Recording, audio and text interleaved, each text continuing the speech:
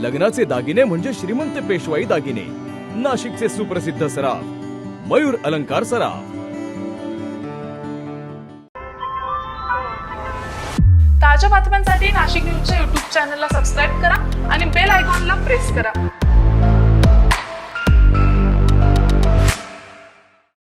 3 दिवसांपूर्वी घडलेल्या त्र्यंबकेश्वर रोडवरील हॉटेल साई किनारा तोडफोड प्रकरणात पोलिसांनी मोठी कारवाई करत संशयित आरोपींना बेड्या ठोकल्यात। पोलिसांनी नाशिक जिल्हा कायद्याचा बालेकिल्ला पॅटर्न राबवत गुन्हेगारीला त्वरित लगाम घातलाय।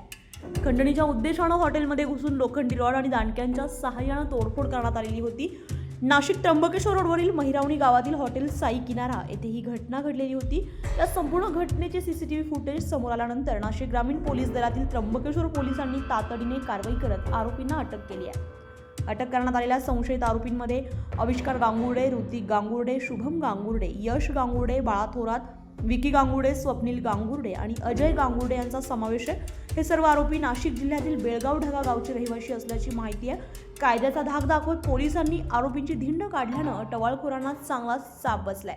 तर या पोलीस कारवाईचं ग्रामीण भागातील नागरिकांकडून स्वागत करण्यात येते। त्र्यंबकेश्वर पोलिसांच्या या धडक कारवाईमुळे त्र्यंबकेश्वर परिसरामध्ये नाशिक जिल्हा कायद्याचा बालेकिल्ला पॅटर्नचं कौतुक होतंय। Bureau report, Nashik news, Nashik. ताज्या बातम्यांसाठी नाशिक न्यूजच्या YouTube चॅनलला सबस्क्राईब करा आणि बेल आयकॉनला प्रेस करा।